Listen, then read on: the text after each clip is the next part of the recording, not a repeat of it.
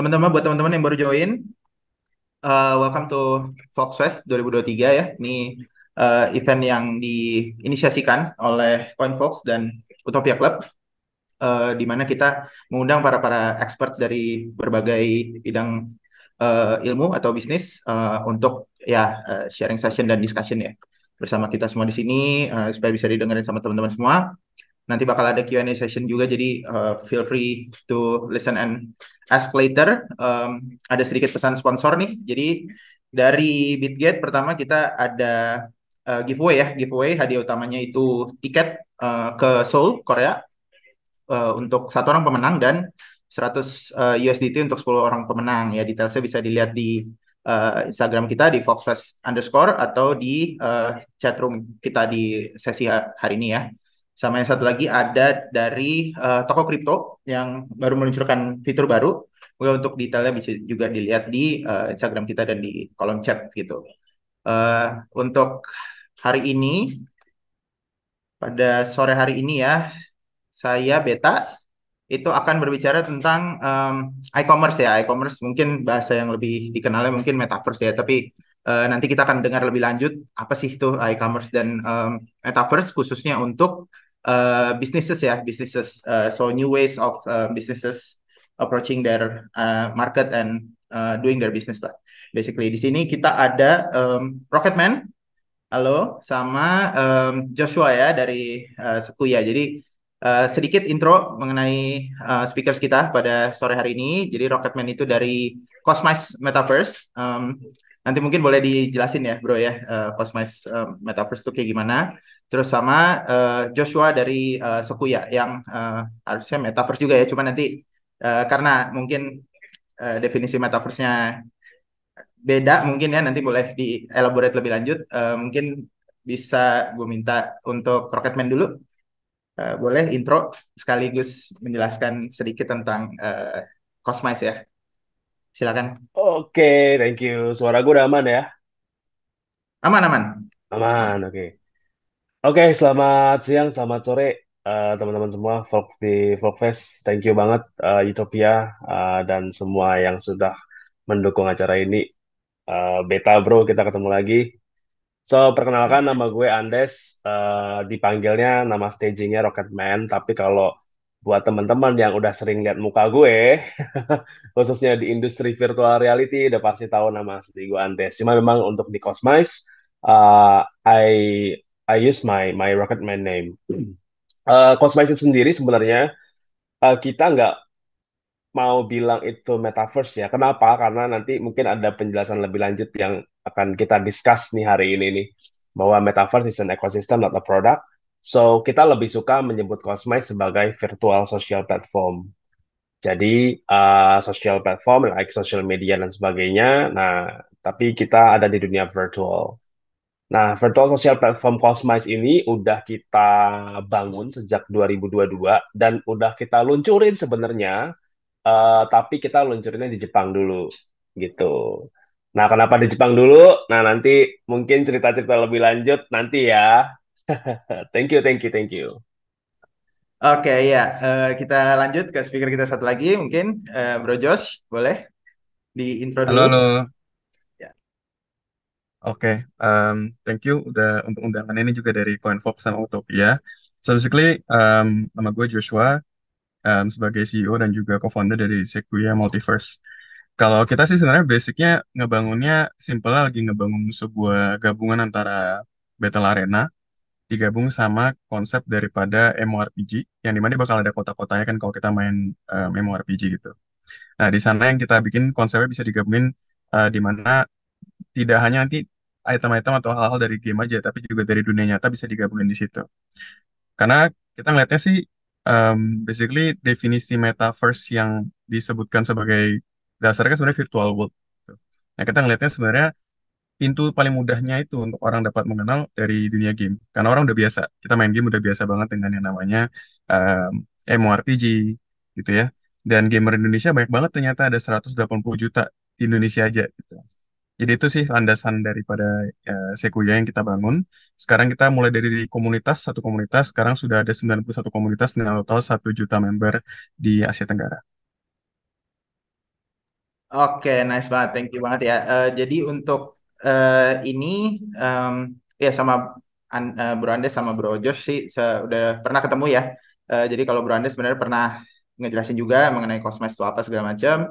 Terus untuk Bro Josh juga waktu itu pernah lihat di em, ininya acaranya Block Dev ya. Waktu itu masuk jadi satu apa finalis ya untuk hackathon gitu dan kalau nggak salah sih teknologinya yang paling dikedepankan tuh mengenai personality type tuh avatar ya kalau nggak salah ya di Sequoia gitu. Nah kita langsung masuk ke topik diskusi pertama. Jadi eh, di sini mungkin ada pandangan secara umum bahwa Web3 dan khususnya Metaverse tuh menjadi hot topic lah ya dalam beberapa bulan atau tahun ke belakang gitu. Nah, em, dia itu em, gimana metaverse merepresent shifting paradigma, ya kan? Paradigma yang dulu di web tuh itu dijalanin sebagai apa namanya sebuah bisnis untuk approach branding dan digunakan ke dalam marketingnya.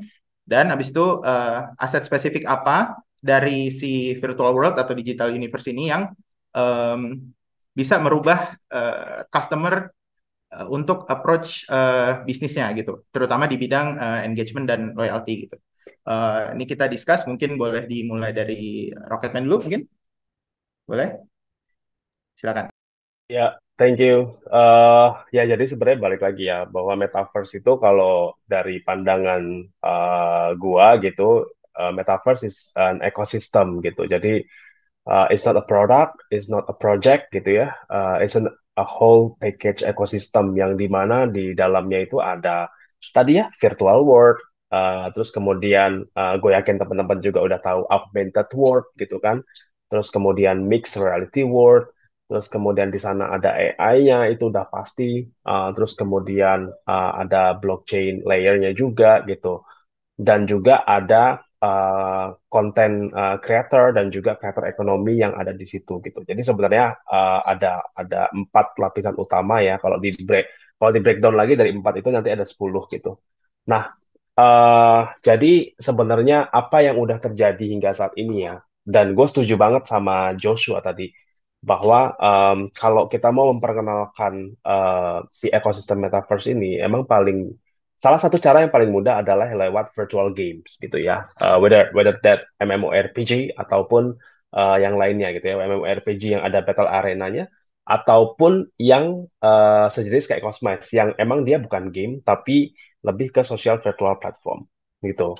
Nah, sebenarnya nyambung dari sini, apa yang bisa didapatkan di virtual world itu, kita sebenarnya pasti deh udah sering ngeliat gitu ya, orang-orang tuh beli skin, beli apa namanya outfit untuk avatarnya, style untuk avatarnya, terus kemudian kalau misalkan si avatarnya punya tempat tinggal kayak apartemen atau rumah atau apapun atau kendaraan, itu mereka pasti modif-modif di situ. Belum lagi kalau misalkan ada utilitas di avatarnya itu yang bisa ngebantu dia untuk menangin sesuatu battle gitu ya, kayak senjata, terus kemudian shield dan sebagainya. Kayaknya 5-6 tahun belakangan ini tuh kita udah bisa ngelihat ya berapa duit yang berputar di situ. Dan itu pun juga yang membuat yang paling sering kita lihat di media ya, Fortnite itu banyak banget berkolaborasi dengan brand-brand gitu ya. Kayak Adidas, belum lagi yang terbaru Balenciaga, ya kan? Itu pun juga apa namanya lumayan gitu loh engagementnya karena eh, tidak hanya di dunia real sebenarnya, tapi apa ya, pengguna dunia virtual ini walaupun itu apa game battle ataupun community application kayak Cosmice, mereka tetap pengen menunjukkan identitasnya gitu. Mereka tetap pengen menunjukkan bahwa hey, saya Rocketman di sini, saya sukanya pakai baju Balenciaga dan terus kemudian gue pakai outfit itu gitu.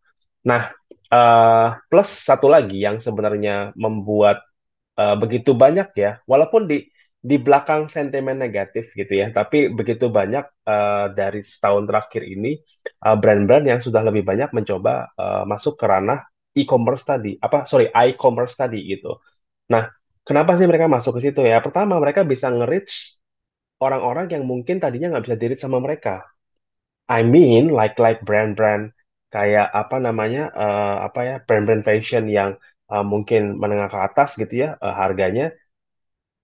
Apakah mereka bisa nge-reach, apakah mereka bisa apa namanya, nge-reach dengan smooth gitu ya ke orang-orang yang ada di yang sering main dunia virtual gitu. Nah, itu kan sebenarnya salah satu apa ya, pintu yang untuk ngebuka ke sana. Nah, terus yang kedua sebenarnya eh, kegiatan berkomunitas di e-commerce itu karena nyambung dengan kegiatan apa namanya, kegiatan yang namanya creator economy atau konsep yang namanya creator economy gitu. Nah, ini yang menjadi banyak juga brand-brand yang baru bermunculan itu tertarik nih untuk ke sini. Atau brand yang tadinya, ini mungkin one case studies dari Jepang ya, karena Cosmice kita meluncur di Jepang gitu ya, dan eh, apa namanya, kita baru-baru ini bekerja sama dengan Mizuho Bank, dengan Kumamoto Prefecture gitu ya. Mereka punya produk soju gitu. Nah, soju ini terkenal banget. Kalau di Indonesia tuh kayak arak Bali Karangasem lah gitu kan. Nah, soju Kumamoto ini itu sebenarnya enak banget gitu, dan tapi udah jarang nih anak-anak muda yang menikmati apa yang apa beli ini dan menikmati ini gitu. Nah, mereka eh, pengen memperkenalkan produk ini lagi gitu ya ke dengan cara e-commerce tadi gitu, dengan cara memperkenalkan di virtual world gitu. Dan beberapa sistemnya mereka kerjasama dengan Mizu dan juga Cosmice gitu ya, kita akhirnya bikin sebuah campaign tersendiri gitu di Jepang gitu. Dan kita baru mulai sebulan kemarin gitu. Dan itu menunjukkan bahwa brand-brand yang tidak hanya brand baru ya, tapi mungkin brand lama yang ingin merefresh lagi gitu ya, merefresh lagi brand atau api yang ingin merefresh lagi keberadaannya mereka, itu mereka bisa menggunakan apa namanya, ranah atau dunia virtual yang juga bisa kita kenal sebagai metaverse atau e-commerce tadi gitu. Gitu sih kalau dari saya, bro. Oke, nice banget ya. Ya, jadi sebenarnya kalau ngomongin paradigm shift, itu berarti sudah terjadi in the last couple of years ya, dengan the rise of gaming industry mungkin ya. Kalau boleh Yes. dirangkum sedikit ya. Mhm. Dan paradigm shift-nya itu berarti kan not necessarily metaverse, tapi karena sudah terjadi dan sudah itu, maka bentukan sekarang nih yang lagi itu menjadi metaverse gitu, dan digunakan Ya. oleh brand-brand untuk bisa engage sama customernya melalui berbagai macam virtual activities lah gitu ya. Kalau dari Joshua nih, gimana nih kira-kira untuk apa namanya, topik yang tadi masih kita di discussion yang pertama, mungkin tadi udah nyerempet sedikit ke yang kedua ya, mengenai examples of businesses. Nanti mungkin kalau dari Cosmo sama Sekuya, selain dari Sojunya mungkin bisa diceritain lagi. Cuman untuk yang pertama, apakah inline yang tadi diceritain sama Bro Andes, Rocketman dari Sekuya, boleh? Ya, sebenarnya sih kalau dilihat memang em, selaras ya. Kalau bisa dibilang kenapa pada akhirnya tuh em, kita perlu masuk ke dunia metaverse dan brand-brand juga pada mulai ke dunia metaverse, kita ada e-commerce gitu. Kalau kalau aku biasa bawanya gini kan, dalam 2 tahun terakhir ini cukup sering untuk untuk sharing-sharing ya ke event-event, dan di sana ada kesimpulan yang menarik sih, Bro Beta. Jadi di sana waktu ngobrol sama orang-orang yang sama sekali tidak mengenal em, metaverse dan kita bilang itu virtual world, itu jadi hal yang asing buat mereka. Tapi ketika kita bawanya bahasa gini, em, kalian berasa nggak sih sekarang itu dengan ada sosial media aja, itu kita tuh udah berasa bahwa kita sudah punya sebuah digital self yang lain gitu, dan mereka setuju. Nah, jadi kita punya common ground bahwa digital self itu sudah ada dengan kita ada di sosial media saat ini. Bedanya apa? Platform sosial media kita yang saat ini itu kan sifatnya modelannya 2 dimensi ya. Jadi ya kita ngupload materi-materi foto kita dan lain. Tapi kan kalau kita lihat ke Instagram atau yang um, TikTok atau platform lain yang kita pakai, itu semua sudah menceritakan nggak benar-benar 100% dari diri kita. Mungkin kita memang mau show bagian tertentu di sana. Jadi digital self kita yang lain gitu. Nah, biasanya narasi yang aku bawa ke mereka adalah sesimpel, ketika kita bicara virtual world atau metaverse, itu hanya kita bakal ke next evolution bahwa kita bakal bisa interaksi lebih dekat lagi, yaitu jadinya ke arah 3D seperti itu. Gitu sih kira-kira, bro. Sisanya I setuju sih, see. cocok. Oke, oke. Iya, berarti kalau sekarang mungkin kita lanjut ke next topik ya. Next topik nih sebenarnya berhubungan sama sama brands ya. Jadi em, kalau boleh diceritain, kira-kira tadi kan ada virtual campaign ya. Virtual campaign tuh kayak gimana sih biasanya brand-brand melakukannya gitu ya. Kalau sekarang, karena kan kalau dulu mungkin kayak cuman apa namanya hire influencer gitu mungkin ya, sama KOL gitu. Cuman apa sih yang berbeda nih dari platform e-commerce ini loh gitu sama mungkin langsung berhubungan ke technicalitiesnya juga gitu kayak how to do it gitu, how to do the virtual campaign in the virtual world gitu. Mungkin boleh dari Joshua dulu kali ya pertama ya, nanti baru ke Oke, Cosmo oke. soalnya tadi udah dibahas tuh socunya tuh sedikit. Oke, silakan silakan. Oke. Menarik ya kalau bicara tentang virtual campaign. Jadi mungkin aku sharing dari apa yang ada di yang udah terjadi di lapangan. Dari yang contoh case di brand luar, tapi juga dari yang mungkin tahun lalu aku kerjain juga barengan sama Weir Group untuk di G20 gitu. Jadi kalau untuk yang di brand luar kita bisa lihat kayak Starbucks sama Nike contohnya deh. Um, nah, Starbucks itu dia sekarang lagi bikin namanya loyalty app-nya dia itu ke Web3 ya. Itu namanya Starbucks Odyssey. Jadi di Starbucks Odyssey kita ngeliatnya, oh itu dia nggak ngebawa konsep itu kayak, oh ini semuanya sifatnya ke NFT. Enggak, dia pakai sistem ya ini pokoknya adalah loyalty program, evolusi daripada loyalty app dia yang sudah ada sebelumnya, gitu. Jadi dia bukan menciptakan sesuatu yang benar-benar baru, tapi dia upgrade, dia revamp. Nah, jadi pendekatannya kata kunci kalau di Starbucks kita lihatnya adalah revamp. Jadi dia nggak mengubah total, tapi dia nge-upgrade gitu. Nah, di sana baru dia kaitin kaitin tuh ada NFT-nya gitu ya. Terus virtual world-nya di mana? Di dalam ketika kita sekarang masuk ke dalam Starbucks Odyssey Beta, di sana sudah ada kayak em, dia memberikan gambaran tentang satu store-nya dia, yang dimana orang dapat ngelihat, terus oh seperti apa sih store di dalamnya seperti itu. Nah dari sana kita udah dapat lihat berarti ke depannya bahkan NFT-nya bakal dibikin untuk bisa menjadi use case di dalam dunia virtual yang dia buat di situ. Gitu. Nah kalau ditanya kalau dari segi revenue-nya seperti apa dengan dia ngebuat seperti itu, karena kan kalau bisnis pasti sebenarnya back to back-nya ke sana ya. Transaksi dia itu dalam waktu persiapan dia kalau dilihat ya dari dia launch itu 2022 sampai sekarang itu volumenya dia udah sampai 3,2 juta dolar gitu. Itu di secondary-nya. Nah, NFT total yang udah keluar itu sampai 300 ribu, 329 ribu tepatnya. Dan harga floor price-nya dia udah sekitar 600 dolar, 666,9 dolar. Jadi originalnya itu seratusan dolar, jadi naiknya udah hampir 6 kali lipatan gitu. Nah, jadi kalau dibilang dari segi bisnis dia juga sudah punya sesuatu yang terukur, dari segi em, transaksi dan juga experience baru yang dia kasih dia juga udah bisa. Kalau Nike simpelnya sih dia akhirnya berevolusi ya dengan Artifact juga ketika dia acquire Artifact di 2021 persiapan dia untuk masuk ke dalam dunia virtual juga di Roblox gitu. Jadi dia ngambilnya pendekatannya lebih ke bukan hanya di dalam satu aspek dunia virtual gitu. Tapi pendekatannya bisnis dia ini tujuannya mau membawa satu purpose baru kemana untuk customer. Jadi kalau tadi si Starbucks bahasa kuncinya revamp, kalau di Nike kata kuncinya purpose. Nah tujuan dia mau dibawa kemana nih untuk customer dia yang baru, untuk jadi lebih brand Nike yang lebih keren lagi, ya kan? Nah di sanalah dia memberikan pendekatan itu. Nah, kita bisa ngeliat kalau dia cukup luar biasa ya, secondary volume-nya dia aja udah sekitar 1,3 miliar dolar. Itu jadi cukup cukup besar sih untuk permainannya si Nike di situ. Nah, satu lagi contoh kasus mungkin yang kemarin tahun lalu kita kerja untuk bareng sama Weir Group. Di sana aku sebagai Head of Meta Space Solution.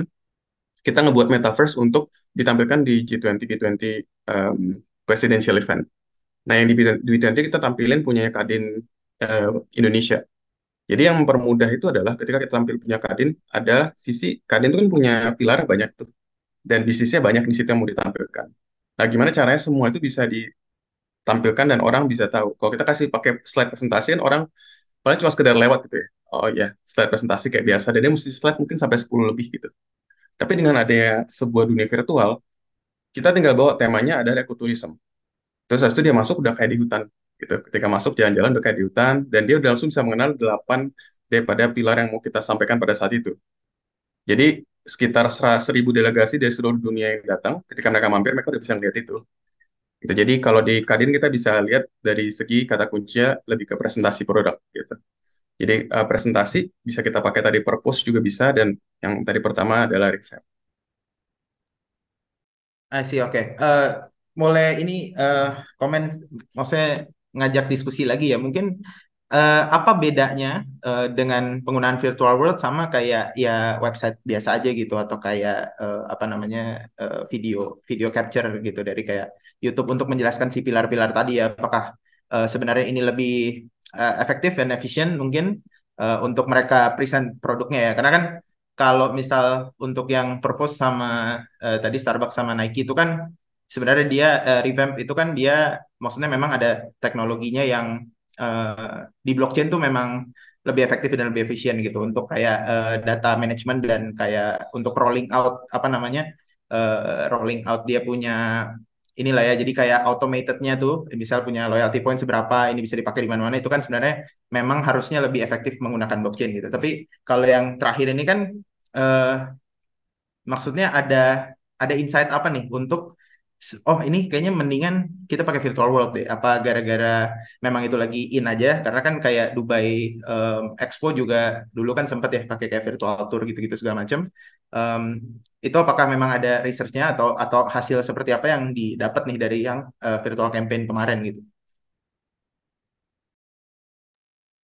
Oke, virtual campaign-nya si Starbucks, Nike atau Kadin? Enggak, yang Kadin.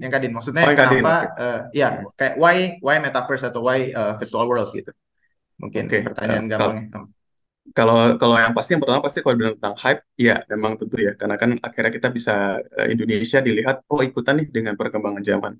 Tapi mungkin yang kedua bisa dilihat paling mudahnya adalah dengan represent lewat virtual world kita bisa ngasih experience yang lebih immersive gitu. Sehingga itu yang tercapai ketika orang masuk dia bisa jalan-jalan punya karakter di situ berasa masuk ke dalam pulaunya Kadinverse pada saat itu ya, dan bisa jalan-jalan dan melihat berbagai macam booth display yang ditampilkan juga merepresentasi daripada masing-masing. Bicara tentang health itu bakal bicara tentang health, bicara tentang em, blue energy gitu ya, tentang blue ekonomi gitu, itu bisa langsung ada blue ekonomi itu penampilan seperti apa gitu. Jadi bisa mempunyai satu exhibition khusus yang bisa dikunjungin, dan nanti kalau misalnya mau dibawa ke manapun lagi, exhibitionnya bisa tanda kutip bisa dibawa kemana-mana. Nah kalau ditanya beda sama website apa? Kalau tanya aku sih aku bilang ya bedanya hampir nggak ada gitu. Kenapa? Karena memang fungsinya kayak website gitu, tapi yang dibedakan adalah dia jadinya lebih ke 3D gitu. Jadi experience-nya yang jadi kata kunci pembedanya. Tapi kalau secara fungsi penjelasan memang seperti website kan juga untuk represent kita yang dulu gitu. Jadi anggapannya kita dengan perkembangan zamannya kita generasi yang makin ke generasi yang lebih muda, tentu kita butuh cara pendekatan yang lebih berbeda, yang lebih sesuai dengan mereka juga. Dan kita perlu diferensiasi juga sih, gitu. Jadi apakah dengan cara web, cara yang sifatnya 2D, dengan cara 3D, mana yang lebih sesuai dengan market kita? I see, oke oke, thank you banget jawabannya ya. Untuk dari ini, eh, Bro Andes, gimana nih? Maksudnya boleh diceritain sedikit yang virtual campaign yang mungkin sudah pernah dilakukan di Cosmice gitu, atau kayak dari personal experience mungkin biar teman-teman bisa lebih kebayang gitu ya. Maksudnya kalau virtual campaign tuh kayak gimana sih gitu, terus kayak bedanya sama web to campaign gitu mungkin ya, gue bilangnya. Itu kayak gimana sih, boleh diceritain ya? Oke, thank you. Kalau misalkan dari Cosmic sendiri, karena kita baru kita so far meluncurkan tahun kemarin ya, dan dari tahun kemarin hingga saat ini kita ada dua campaign yang kita kerjasamakan dengan enterprise. Yang satu sama Toyota Jepang, kerjasama dengan Hakuhodo. Hakuhodo mereka punya Hakuhodo kan agensi besar ya di Jepang ya. Jadi mereka bikin agensi web apa namanya divisi web 3-nya namanya Hakuhodo Key 3 di Jepang. Nah, itu kolaborasi sama Toyota dan mereka pakai virtual world-nya Cosmice untuk bikin virtual hackathon gitu. Jadi mereka bikin hackathon, acara hackathon gitu, which is itu juga memperkenalkan brandnya si Toyota sebagai brand yang terus berinovasi dan memang one of the innovation adalah mereka mulai ngulik nih ke ranah Web3. Karena basically 2022 akhir justru tuh banyak brand-brand Jepang gitu ya, enterprises sama IP di sana mulai nyemplung ke dunia Web3 khususnya metaverse gitu. Jadi yang di Toyota itu kita bikin launching apa namanya hackathonnya dan juga acara presentasi final dan juga penutupan hackathonnya itu di Cosmice gitu. Jadi kita undang sekitar 250 sampai 500 orang gitu ya, dibagi dua room split. Terus kemudian mereka bisa presentasi dan sebagainya, tanya jawab kayak gini lah. Nah, bedanya memang kalau ditanyain apa bedanya bikin hackathon campaign di Cosmice sama di Zoom gitu kan? Karena kalau online semua kan ya udah lu bisa di Zoom gitu. Ya yang membedakan ya apa namanya dari segi bentuknya ya, maksudnya medianya gitu. Kalau Zoom oke kita bisa kelihatan muka satu sama lain gitu. Um, tapi kalau di apa namanya di Cosmice ya kita sebagai avatar 3D gitu kan, which is sebenarnya menurut gue ya, dan ini bisa dikonfirmasi kalau teman-teman cari paper atau jurnal ilmiah yang meneliti tentang virtual avatar dengan psychology identity. Itu udah ada banyak. Gue nggak apa namanya nggak mau nyebutin karena itu udah banyak banget penelitian ya bahwa memang virtual identity itu gitu ya somehow itu sebenarnya lebih real dibandingkan identity kita yang sekarang ada di Instagram. Kayak Joshua tadi bilang ya udah yang gua show di Instagram atau Facebook atau whatever it is gitu ya TikTok itu adalah yang gue pengen tunjukin aja gitu. Tapi yang sebenarnya bisa gue tunjukin sisi lain gue adalah itu sebenarnya yang ada di virtual avatar. So di situ mereka bisa lebih fun gitu ya dibanding menggunakan Zoom dan sebagainya gitu. Mereka bisa lebih fun, tanya jawabnya juga bisa lebih enak gitu ya. Terus kemudian di apa namanya di Cosmice itu kan kita punya fitur joget tuh dancing gitu ya. Tinggal klik terus mereka dancing bareng. Bayangin kalau sekarang nih kita lagi Zoom nih, kita dancing. Gimana coba? Kan susah ya nyuruh orang semuanya di sini dancing bareng yuk gitu.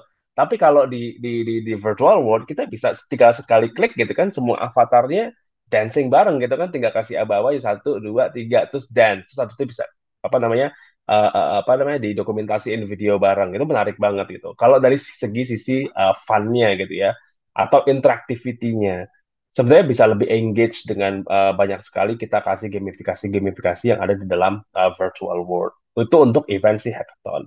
Nah, yang kedua untuk si Soju tadi ini menarik sebenarnya. Jadi mereka mulai menyadari bahwa oh udah jarang nih yang beli soju gue nih gitu kan. Nah, sebenarnya Prefecture itu terkenal dengan si produknya itu gitu ya, si Kumamon apa namanya Kumamoto Soju itu gitu. Nah, mereka ingin memperkenalkan ke zilenial gitu ya, Gen Z atau generasi milenial yang emang basisnya awalnya mereka mau keluar ke apa namanya ngeluarin di virtual world dulu gitu. Tapi nanti ada beberapa apa namanya sistem-sistem yang bisa di token gated gitu ya. Jadi diseleksi berdasarkan kepemilikan NFT tertentu gitu. Terus kemudian nanti ada impact-nya di real world untuk pembelian si produk sojunya itu atau ketika mereka datang ke Kumamoto Prefecture gitu. Jadi mereka udah mulai ngeblend ke situ gitu. Dan kayaknya ada beberapa brand Jepang juga dan juga IP Jepang juga yang sudah mulai bahkan artis-artis sorry ya bukan artis penyanyi atau aktor gitu ya kayak kayak seniman-seniman Jepang itu udah mulai juga banyak yang explore di ranah apa namanya memperkenalkan karyanya mereka ini di dunia virtual gitu loh. Walaupun sebagian besar dari mereka punya big aim gitu ya atau apa target yang besar 3 or 4 years later karena Jepang biasanya main long term ya bro. Jadi 3 4 years later mereka punya big aim tapi big aimnya emang di real world tapi mereka mulai di virtual world dulu. And I think the third point ini kalau menurut pengalaman gue ya 8 tahun di dunia main di industri dunia virtual gitu ya VR AR dan sebagainya. There's a lot of possibilities yang kita nggak bisa ciptakan di dunia nyata gitu. Dan itu hanya bisa terjadi di dunia virtual. Jadi untuk sebagian orang, apalagi yang berjiwa-jiwa muda dan pengen nunjukin the other identity-nya, itu virtual world itu cocok banget buat mereka. Gitu kalau dari gue. Thank you. I see. Oke, oke. Jadi ya fokusnya di self expression ya. Mungkin ini karena kayaknya udah ada yang nanya nih di Q&A, dan kayaknya beririsan ya topiknya. Jadi mungkin boleh nih dari Anonymous, boleh kita baca dulu nih. Saat ini sudah terdapat banyak model metaverse seperti AR, VR, MR dan lain-lain. Nah, bagi brand-brand existing di Web2, yang manakah yang paling efektif untuk mereka dalam melakukan activation dan apa saja kendala yang ada saat ini? Mungkin boleh dijawab dari Sekuya mungkin. Boleh, boleh, boleh. Jadi Ya, tadi pertanyaannya yang ini ya. Jadi karena iya modelnya yang banyak. iya Oke. yang AR, VR, MR itu maksudnya kan ini kita bisa ngelihat ya insight-nya para attendees nih yang datang di sini kan em, Mm-mm. mereka langsung bilang ini model metaverse gitu. Padahal mungkin Paham. dari experts-nya maksudnya dari Rocketman sama Joshua nih mungkin ada sedikit berbeda, mungkin boleh diceritain juga Siap, siap, sekalian siap. gitu. Ya. Oke. Jadi kalau ditanya yang paling efektif untuk melakukan activation, em, mungkin simpelnya kalau buat aku ngelihatnya masing-masing itu kan punya pasar sendiri ya. Ada orang-orang yang senang dengan VR, ada orang yang senang dengan memang mainnya di PC gitu, ada orang senang dengan di mobile gitu. Jadi ada pasar sendiri. Jadi kembali lagi ke tujuannya tuh mau dipakai activationnya untuk apa? Apakah memang hanya literally untuk wow effect aja gitu? Oh, kalau wow effect tinggal bikin aja, misalnya mau AR aja bikin ketika di scan keluar sesuatu yang keren gitu bisa. Em, kalau memang tadi bahas tentang AR gitu ya. Tapi kalau bilang tentang dunia virtualnya, metaverse-nya, yang paling efektif mungkin kembali ke diskusi tadi yang awal, di mana perlu temuin tujuannya kayak si Nike itu. Dia tujuannya mau ngebuat apa sih di sini gitu. Si Kadin tadi sama Starbucks misalnya.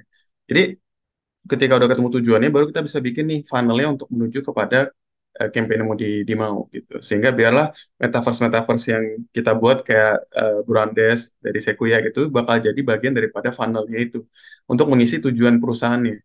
Itu jadi bukan dia harus buka di tempat kita, tapi dia menemukan habis ini step gue mau kemana nih, gitu. Sehingga dengan dia mau bikin ada AR-nya sekalipun, misalnya nih contoh ya, hmm, kita ambil satu satu contoh satu company ya misalnya. Nih, kita ada beberapa contoh kasus Gucci deh misalnya, gitu ya. Gucci. Jadi Gucci itu kan dia lagi ngebuat metaverse juga kan. Metaverse dia udah bikin di platform lain gitu. Tapi ketika dia bikin koleksi NFT-nya dia bikin di metaverse platform lain lagi. Yang dimana naturnya dan marketnya beda. Yang satu marketnya untuk yang memang lebih ke middle up, yang satu marketnya lebih ke generasi berikutnya untuk mengenal Gucci itu apa, gitu.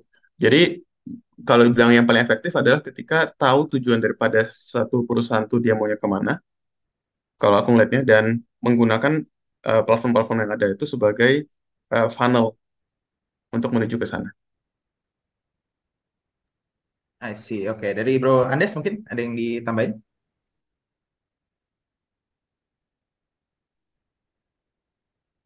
Bro Andes, oh lagi sedih Bentar, mute. bentar. Ya. Iya. Ya. Iya, jadi disclaimer lagi juga, mungkin untuk kita bersama dan teman-teman juga yang menyaksikan bahwa uh, VR, virtual reality, augmented reality, or mixed reality is one of the element of the metaverse gitu. Salah satu elemen dari metaverse yang dinamakan spatial technology dan juga hardware-nya gitu.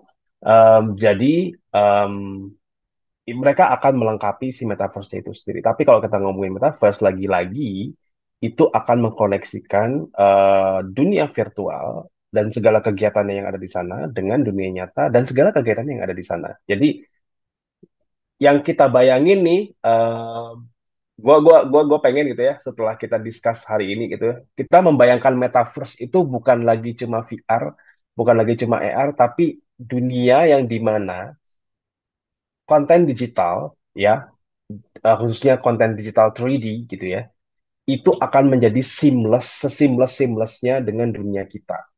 Kita pun juga gitu. Kita akan menjadi seseamlessnya gitu ya dengan dunia virtual. Jadi itu akan ngeblend satu sama lain dan bisa di-switch dengan gampang. Nah, that's called metaverse. Segala impact yang di dunia virtual itu punya impact sambungan ke dunia nyata, begitupun juga sebaliknya. Kalau orang-orang marketing biasanya O2O ya sekarang ya kita bilangnya offline to apa namanya online gitu atau online to offline. Nah, kalau ditanya medianya, kalau berkaitan dengan media, VR, AR atau MR nih yang lebih baik. Sebenarnya gue nambahin dikit dari Joshua gitu, karena memang ya agree banget gitu ya, itu tergantung targetnya apa gitu. Misalkan kalau misalkan VR pun juga ya beberapa brand yang kita tangani selama 8 tahun terakhir em, itu nggak semuanya kita tawarin VR gitu. Jadi mereka punya punya punya campaign tertentu gitu ya. Kita malah nawarinnya ya udah pakai pakai augmented reality aja gitu. Karena misalnya yang ditargetkan sama si brand ini itu mereka apa namanya pengennya lebih boostnya lebih wide gitu ya atau penggunaannya lebih wide targetnya misalkan 100.000 sampai 500.000 orang gitu. Well, that's impossible at that time, tahun 2018, 2017 gitu ya, untuk pakai VR. Kenapa? Nah, itu balik ke pertanyaan di situ kan tanya juga ya, challenge-nya apa gitu ya. Nah, challenge-nya apa kalau VR itu tentunya alat gitu. Alatnya, men, masih seharga ini ya, PlayStation gitu. PS4 mungkin ya, ya dapatlah VR Quest, apa namanya, Meta Quest 3 gitu. Cuma untuk alat emang masih jadi kendala. Kendalanya apa? Kendalanya adalah ya harganya masih di atas 5 juta gitu ya. Well, sekitar 7 jutaan lah kalau untuk yang Quest 3 sekarang. Jadi nggak banyak orang yang punya gitu. Jadi kalau mau boost wide gitu, ya mendingan pakai augmented reality aja gitu. Tapi again ya, kalau ngomongin harga, kalau teman-teman nanti ngelihat trennya, harga VR dari tahun 2016 ke sekarang, itu within 8 years ya, almost 8 years, itu udah dulu 2016 tuh harganya satu set kalau mau bagus kualitasnya itu bisa 45 juta sama PC-PC-nya gitu. Sekarang cuma tinggal 6 juta. So almost mereka potong jadi 10%-nya. Jadi mereka almost potong 90% itu harga. Sekarang harganya 7 juta.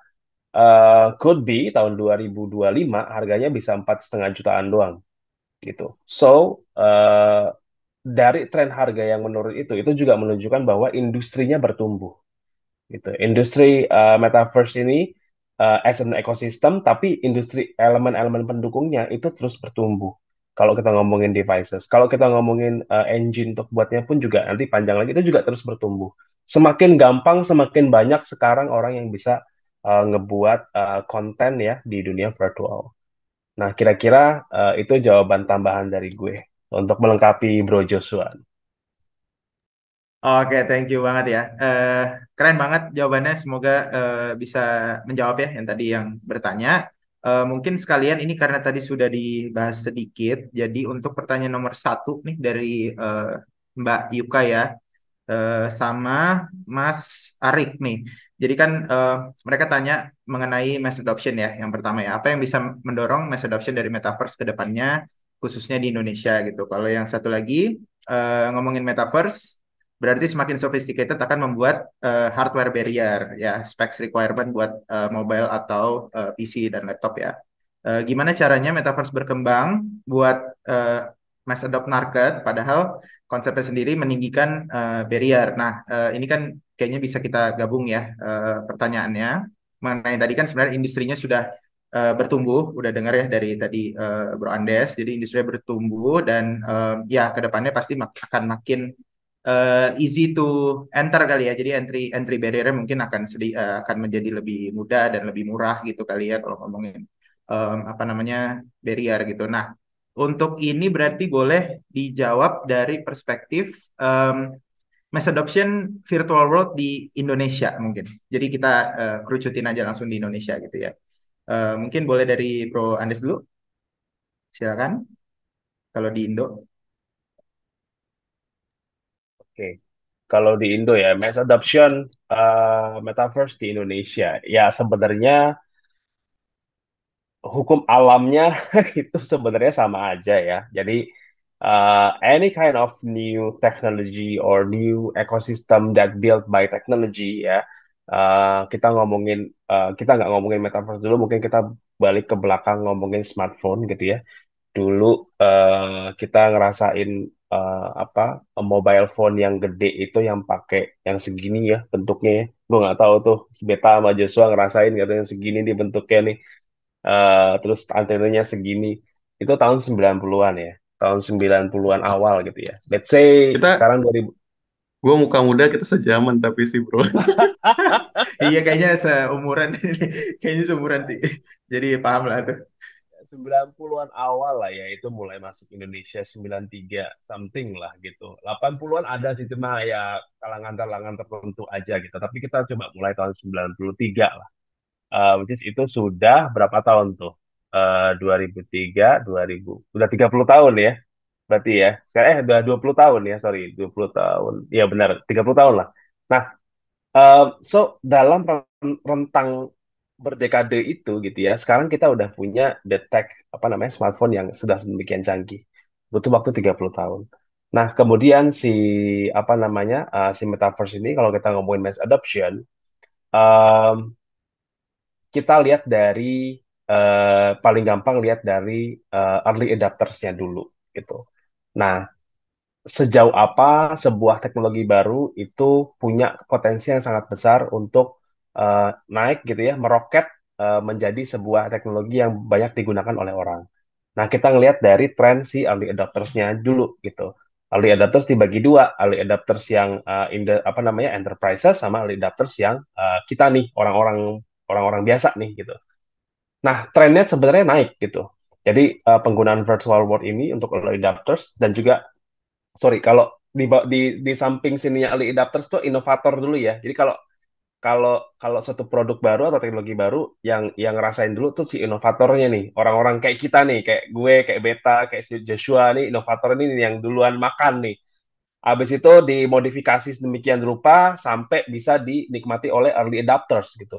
Nah, trennya si inovator sama early adapters ini, kalau semakin lama semakin naik gitu ya, semakin lama mereka nggak berhenti untuk build, mereka nggak berhenti untuk nge-create sesuatu yang baru, kemudian mengevaluasi kesalahan generasi sebelumnya, kemudian menciptakan lagi sesuatu yang baru.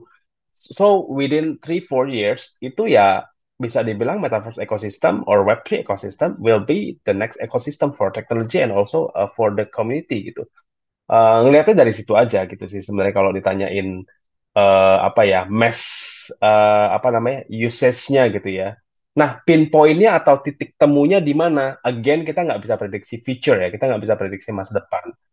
Tapi kalau kita ngelihat track record-nya apa namanya si smartphone gitu ya, terus kemudian teknologi yang lain, AI lah katakanlah, itu akan ketemu titik poinnya ketika si teknologi atau ekosistem metaverse ini sudah bisa ketemu dan punya banyak, sorry, sudah bisa ketemu dan juga membuat banyak sekali impact di reward-nya kalian masing-masing gitu. Itu titik temunya di situ gitu. Titik temunya. Sekarang di virtual world masih apa ya? Masih masih mencoba banyak experimental things gitu untuk bisa menghubungkan dengan impact-nya di dunia nyata. Enterprise pun juga mereka sudah mulai berlomba-lomba ke situ. Itu pinpoint-nya. Once itu terjadi ya, well, ya udah kayak kacang goreng aja pasti sih. Device-nya pun juga akan semakin murah. Thank you. I see. Iya ya. Dari Bro Josh mungkin ada yang mau ditambahin terkait mass adoption ya, berarti khususnya di Indonesia. Oke, paling kalau tambahannya mungkin sampel case dari contoh misalnya kita bilang dari game. Tadi kan kita lihat udah lihat adoption dari gadget ya. Karena game ini, gue main game dari umur 3 tahun, tiba-tiba aja nggak sadar, tiba-tiba sekarang game udah jadi sport gitu kan. Udah jadi sport dan ternyata kalau dilihat di Indonesia aja, pendapatan daripada game di Indonesia semuanya, itu sekitar 2 miliar dolar per tahun.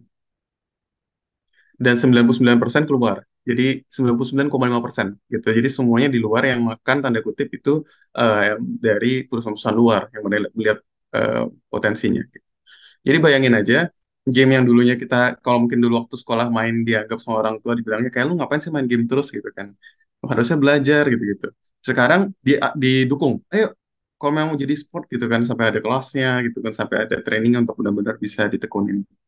Kemarin waktu terakhir kita bikin acara di CoinFest Asia, e-sport competition, 82 tim join.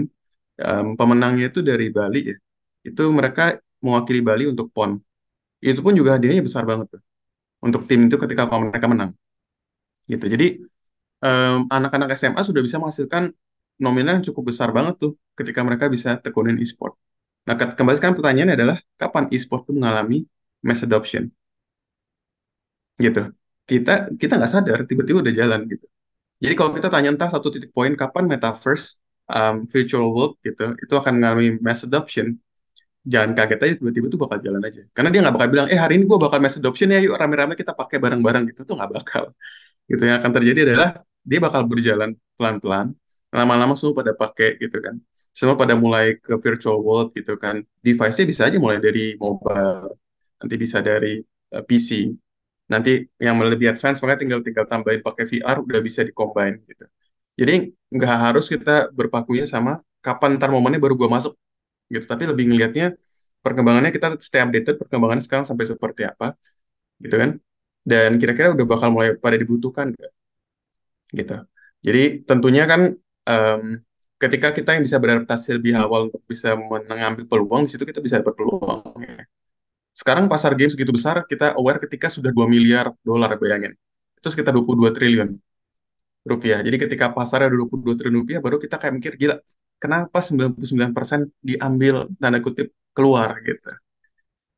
Tuh, nah, menurut gua adalah dengan kita ada wacana-wacana seperti menyambut Indonesia 2045 gitu ya. Indonesia 2030 sudah jadi ekonomi yang cukup top 10 di Indonesia gitu, di dunia gitu. Itu eh, mulai dari sekarang mungkin kita semua yang mendengarkan juga perlu melihat bagaimana kita juga bisa ikut em, ambil andil di dalam perubahan-perubahan yang ada.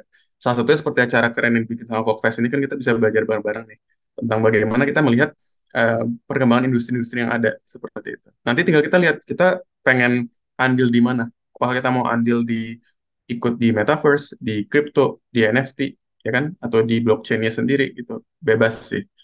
Itu yang pasti em, kayak tadi nggak bakal ada mass adoption itu yang tiba-tiba dikasih tahu kapan. Dia bakal terjadi aja. Ya selama teknologi itu bakal berkembang terus-menerus seperti itu sampai mencapai kepada masa kalau tadi dari grafik yang dibahas Bro Andes maka sampai ke masa early majority udah pakai di situ udah mulai mass adoption terjadi. I see, nice. Thank you banget jawabannya ini menarik ya. Emang emang kaget ya datangnya dia diam-diam gitu. Semoga kita dan teman-teman yang ada di sini sebagai pelaku yang mungkin ada yang nge-build juga gitu, sudah masuk di dalam ranah ini sebelum dia nyampe 22 triliun ya. Karena kalau nanti pas ketemunya 22 triliun lagi, which is ya akan ya kalau kita ngeliat historinya gitu, ya sudah terlambat. Nanti akan ada teknologi baru lagi gitu ya.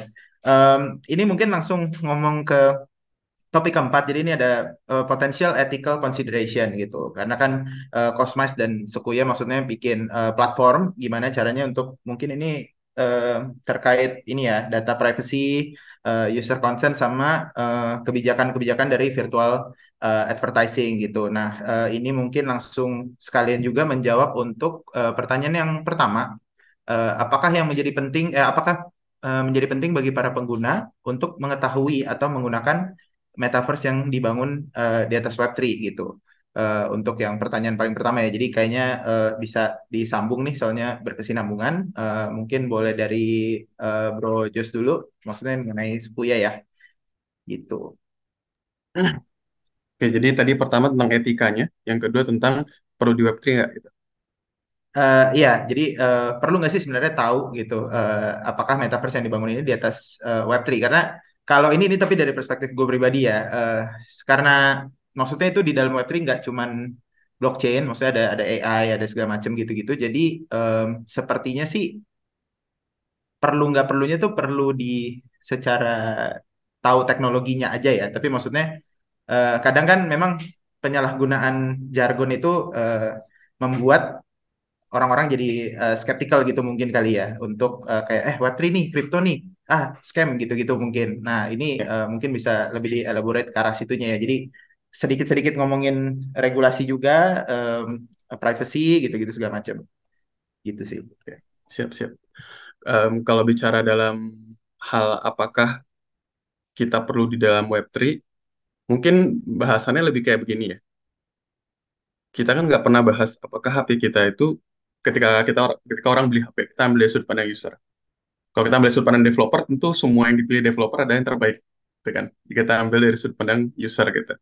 Kalau sudut pandang user kita ngeliat gini, ketika mereka beli HP iPhone atau beli HP Samsung, gitu ya, HP-HP yang sekarang dipakai, Oppo dan lain-lain, mereka nggak lagi memikirkan sistem operasi yang di dalamnya itu apa, ya kan? Mereka nggak mikir lagi, oh itu iOS keberapa. Memang itu yang termasuk bagian dari yang di, dijual tanda kutip yang bilang ini ada sesuatu yang keren sistemnya gitu. Tapi nggak lagi mereka nanya Androidnya sekarang Android apa ya, Oreo atau Android keberapa. Kita kan udah nggak tahu. Kita tahunya sekarang kameranya keren. Kita bisa sekarang video call, kita bisa buka layar dua.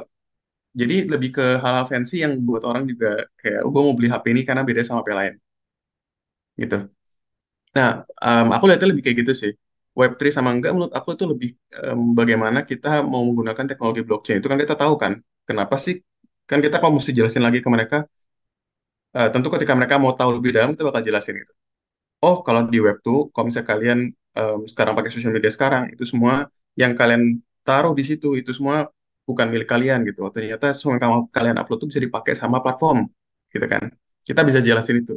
Tapi anggap kita cuma punya waktu 30 detik untuk menjelaskan kepada mereka. Apakah 30 detik itu akan kita pakai untuk menjelaskan lu mending pakai Web3 pada Web2? Kayak enggak. Kita bakal lebih jelasin kenapa virtual world itu lebih nyaman buat kamu untuk bisa bersosialisasi gitu. Benefit apa yang akan kamu dapat di virtual world itu? Kita nggak bakal lagi bahas sistemnya. Maka pola pikir seperti itu yang mungkin perlu kita kedepankan. Tentu Web3-nya kalau ditanya sebagai developer kita ngeliat itu memang bagus untuk sense of ownership. Mereka bisa berasa ini kalau misalnya membuat sesuatu bisa jadi kepemilikannya ke mereka gitu. Tapi mungkin itu datang belakangan. Kita datang ke depan kasih sesuatu yang memang mereka butuhin di 30 detik pertama dulu. Gitu sama kayak misalnya ketika mereka main, let's say paling gampang game Mobile Legends gitu ya. Mereka nggak perlu tahu dulu gimana cara main sampai bisa sampai jadi pemain e-sport yang handal. Mereka cukup tahu pakai Layla tuh gimana sih buat nembak, jalan nembak tuh gimana. Oh gini caranya, seru ya bisa main sama teman-teman. Jadi mereka tahu main Mobile Legends tujuannya bisa menghabiskan waktu dan main sama teman-teman. Sehingga ketika ke depannya mereka ntar mau jadi e-sport lah, mereka mau bikin guild di situ, mereka mau lebih expert sampai mau jadi Mythical Legend biar nggak epic terus gitu, itu belakangan seperti itu. Tapi tentu dari segi developer kita perlu memikirkan itu semua. Cuma dari segi user kita pikirkan um, low hanging fruitnya, mana yang paling mudah untuk mereka bisa konsumsi dulu. I see. Oke, dari Bro Andis ada gimana nih kalau misalkan di Cosmice mungkin ada yang berbeda gitu atau setuju dengan dari Bro Joshua?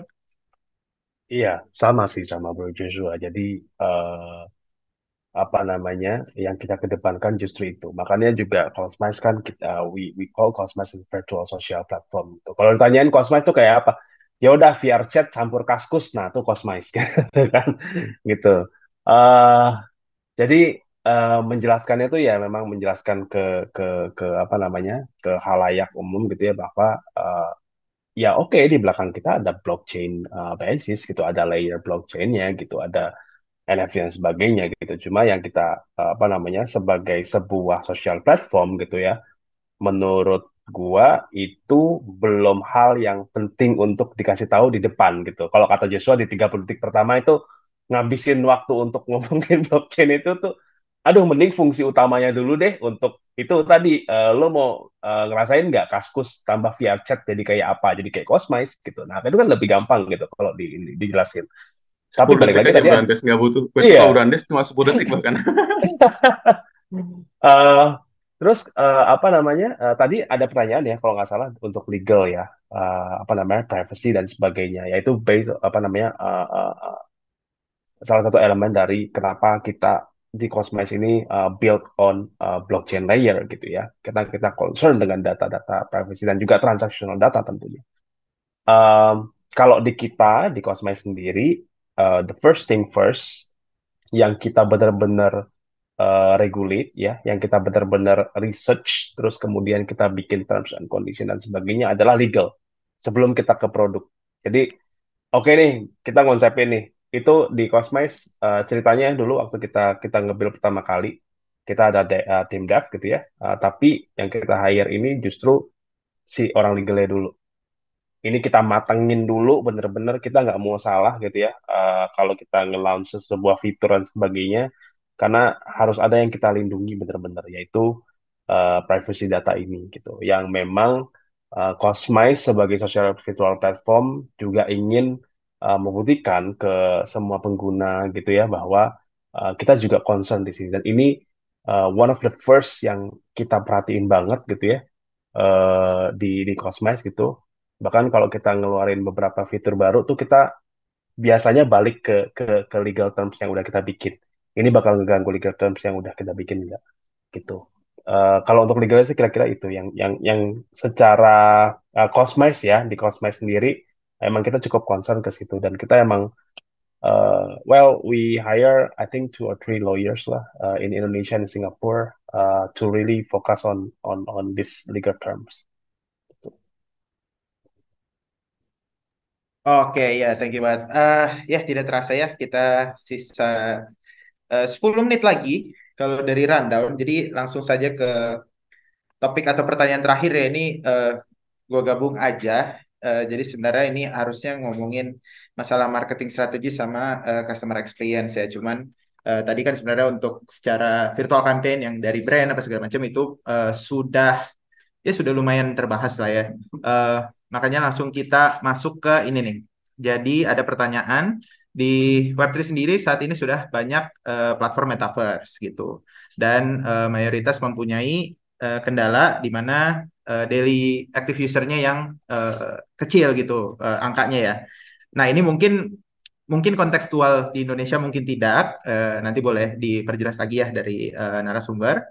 Terus, apakah Cosmas dan Sekuya sudah mempunyai strategi khusus untuk menjawab permasalahan ini? Nah, kalau boleh ya, biar kita lebih compact gitu ya, lebih compact, sekalian langsung dibahas ke tokenomics-nya. Apakah ini maksudnya kalau di Sekuya kan ada token Skui, itu apakah ngefek nih sama si daily active user dan kawan-kawannya itu? Atau misalkan dari Cosmice, oh kita nggak iniin token karena sebenarnya daily active user kita gimana-gimana gitu. Mungkin boleh dijawab dari Bro Andes dulu, silakan. Kira Jos dulu. Oke, thank you ya. Eh, Oke, jadi kalau dari Cosmice gitu ya, eh, emang kalau dilihat itu kecil ya, kalau dari segi quantity gitu. Kalau dibandingin sama mobile games atau any kind of social media platform yang lain gitu, atau on-demand platform dan sebagainya gitu, emang kecil. Gitu. Dan memang ya itulah karena memang si Web3 metaverse khususnya si metaverse ini masih di ranah early adapters. Itu persis banget pas saya memulai perusahaan VR ini ya di tahun 2016 itu masih dikit banget yang tahu kegunaan dan utilitasnya virtual reality itu apa gitu. So, kalau dibilang strategi, ya kalau dari Cosmice kita lebih fokus ke emang orang yang satu apa ya, ya early adapters lah, satu satu apa ya namanya, mereka juga punya keinginan gitu ya bahwa teknologi baru yang kita bawa ke mereka itu bisa memberikan impact ke orang-orang terdekatnya at least, kayak gitu, ke komunitasnya at least gitu ya.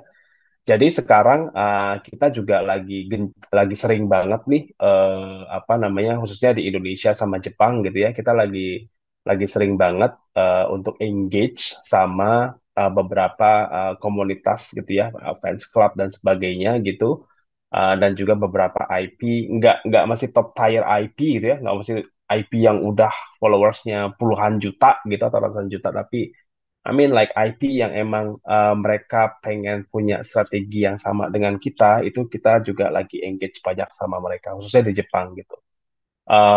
Dan itu yang kita pengen gitu ya kalau di Cosmice, karena memang Cosmice ini cukup banyak kedekatan dengan networking di Japanese market. So we would like to bring the apa ya the Japanese community to Indonesian community and mereka meet each other di sana gitu awalnya. and vice versa gitu Indonesia ke Jepang. Nggak cuma community pengguna ya, tapi juga kreatornya juga gitu. So we can be a bridge between this, bikin the new Kijang lah kerjasama Indonesia Jepang gitu kan. Tapi di dunia virtual gitu. Nah, itu yang apa namanya Cosmice jadikan strategi mungkin hingga 2 tahun ke depan.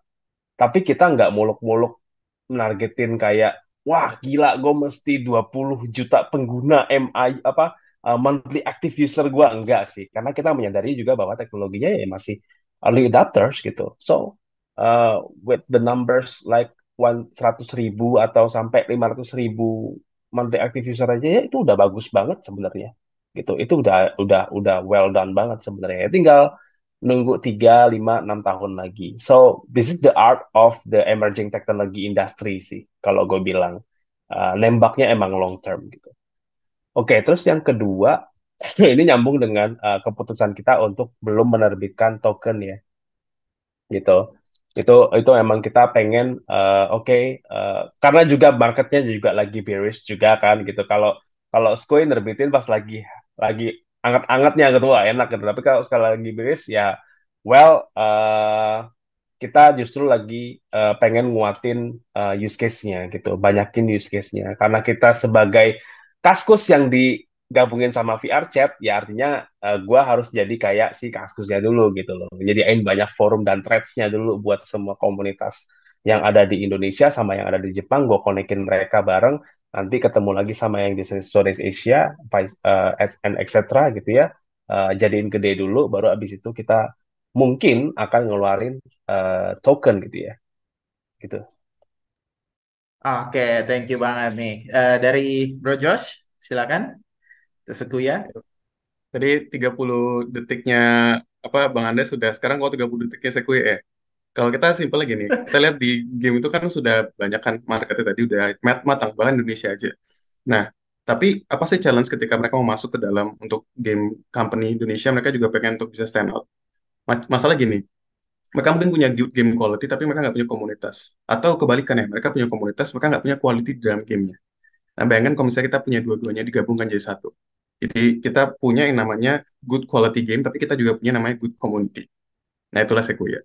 Gitu. Jadi yang kita mau goal justru kita nggak bawa narasi metaverse itu kalau di Sequoia nggak didepanin banget gitu. Kita bahkan bikin bikin sebuah term baru, multiverse gitu. Gitu. Karena kita konsepnya lebih kayak isekai ya. Jadi kalau kita mungkin eh, lebih ngebawa kayak kita bayangin orang-orang pengen escape reality ke dalam dunia yang benar-benar penuh fantasi gitu, ya datang ke Sequoia aja gitu. Nah di sini sih kita ngelihatnya em, memang untuk ngebawa orang-orang untuk bisa eh, bisa hidup ya. Kalau dibilang melihat the future dalam sebuah platform metaverse existing itu sebenarnya jadi kuliah buat Sequoia juga sih. Jadi kita belajar bahwa oh waktu kita main ke platform orang yang udah gede-gede gitu di luar sana gitu ya. Kenapa sih kok di sana orang pada main terus nggak datang lagi? Kenapa retention mereka tuh nggak balik? Oh karena mereka nggak ada sesuatu yang bikin mereka mau balik. Belum ada. Mungkin nanti bakal ditambahin pasti kan karena berkembang terus. Berarti yang bikin kenapa orang main game mereka mau balik terus? Karena game seru. Udah gue main kok kalah lagi gue main lagi gitu kan atau gue main ranking gue belum naik gitu. Kalah gue sama teman gue gitu. Jadi ada sesuatu yang bikin mereka engage. Maka yang dikenalin dari Seku yang bakal pertama kali keluar itu adalah eh, dari kita nama Sequoia Multiverse yang bawa kita maunya ke benar-benar ke virtual metaverse. Nama kita sekarang difokuskan ke MOBA Multiverse. Jadi bakal ada multiplayer online battle arena dengan konsep multiverse gitu. Jadi ketika mereka main battle arena 10 menit dan mereka pengen chill out, mereka tinggal ke kota-kotanya yang temanya beda-beda gitu dan bisa chill out. Nah, itu yang bakal jadi pendekatan mereka untuk mengenal metaverse. Gitu. Tapi kalau untuk di awal ya kita bakal fokus ke bagaimana mereka bisa engage di dalam battle 10 minutes itu. Nah, kalau ditanya kenapa token yang kita rilis dulu, sebenarnya satu-satunya yang mungkin kita belum merasakan justru adalah bull market Burandes gitu. Jadi karena kita launch pada saat ya tepat bearish market gitu. Jadi tapi kebetulan ya waktu itu naik kali 30 dulu baru kita sideways sampai sekarang gitu. Jadi kita belum menikmati bullnya gitu. Jadi kita sama-sama mungkin melewati namanya bear market builder gitu ya di dalam periode ini. Cuma kenapa alasan Sequoia ngerilis token itu adalah karena filosofi daripada Web3 sendiri yang kita mau pegang. Web3 yang pada dasarnya pertama kali, yaitu komunitas. Nah, kebanyakan daripada sekarang project ketika mereka udah punya token dan semuanya udah ready, udah punya visi dan lain-lain, maka jadi sifatnya transaksional. Gue kasih lo airdrop, lo jadi komunitas gue, gitu kan? Ketika gue launch, lo jual, gitu. Jadi, tapi setelah itu ya udah, mereka bakal cari token lain, gitu. Nah, kita ngajakin orang untuk jadi nge-build bareng-bareng. Maka kita bangun community network namanya Squid Family. Dan ada holder kita kurang lebih sekali 15.000 dari Squid Family sendiri, dari satu komunitas. Sekarang jadi 91 komunitas, total membernya lebih 1 juta. Ini yang bakal jadi run pertama untuk kita bakal bisa gain user gitu dari 9 negara ini. Jadi mereka bakal jadi orang-orang yang melihat perkembangan Seku yang benar-benar dari nothing, dari satu komunitas, benar-benar dari community project yang bisa grow bareng-bareng sampai ke state yang kita harapkan nantinya gitu, bisa to the moon bareng-bareng seperti itu. Jadi itu landasan kenapa kita ngebangun um, mengeluarkan tokennya lebih awal, dan itu jadi token komunitas. Bahkan price sekarang kita di market cap sekitar kurang lebih 450 sampai 500 ribu market cap gitu ya. Developer cuma pegang token lebih dari kurang 5%. Jadi yang pegang itu sampai bisa strong gitu, itu benar-benar real holder gitu. Wah, oke, nice. Thank you banget insight-nya ya Bro Andes sama Bro Joshua. Nih keren banget. Jadi gue pribadi merasa ini ya, merasa dapat banyak banget dari obrolan kita. Sayang banget tapi waktunya sudah selesai nih. Pengen banget ngobrolin lebih lanjut sebenarnya kayak iya itu pakai liquidity pool atau enggak gitu-gitu segala macam lah. Cuman ya, bisa kita simpen di buat next time ya. Cuman yang jelas bisa dilihat bahwa ini ada dua metaverse yang masih nge-build di bear market buat teman-teman. Dan yang memiliki strateginya masing-masing, yang satu launching di Jepang, yang satu apa namanya menumbuhkan community dengan bikin community token dari satu sampai banyak banget gitu kan. Mungkin bisa belajar juga kalau misalkan ada yang penasaran masih pengen ngobrol-ngobrol sama narasumber kita boleh langsung dicek aja Instagramnya di tag juga profile Instagramnya di Instagramnya Foxfest atau bisa ke kosmas.io untuk Bro Andes dan Sukuya Official untuk Bro Joshua gitu ya. Sekali lagi dari Bitget tadi ada giveaway dan dari toko kripto juga ada fitur baru boleh dicek di Instagramnya um, Foxfest juga. Terima kasih untuk para narasumber dan sponsor yang terkait telah mengadakan Foxfest. Setelah ini kita akan ada sesi lanjutan, sesi terakhir ya harusnya ya untuk sebagai penutupan Foxfest 2 hari ya dari kemarin itu mengenai transforming research in the digital era ya. Wah itu nggak tahu nih ini baca judulnya aja gue kurang ini nih kurang paham ya tapi mungkin bagi yang tertarik atau yang mau belajar lagi bisa stay tune untuk sesi kita terakhir setelah ini akan dimulai di 15.55. Sekali lagi gue Beta undur diri. Thank you Bro Andes sama Bro Joshua sudah meluangkan waktunya dan insight-nya buat Thank you. sore hari ini. Thank you, bye bye, see you. Thank you, thank you. Sehat Thank selalu you. semua. Sehat-sehat. Ditunggu collab-nya, Yuk. Bro Andes. Siap, Jos. Main Jos, kantor gue, Jos. Oke, siap. Oke. Jakarta ya? Kemang, Kemang. Oh, Iya, Kemang. di Yes. Jaksel, Jaksel. Thank Oke. you, Bro Weta. Ya, Thank thank you, you, Bro see you. Beta. Bye bye. Yuk, Thank you bye-bye. semua. Bye-bye.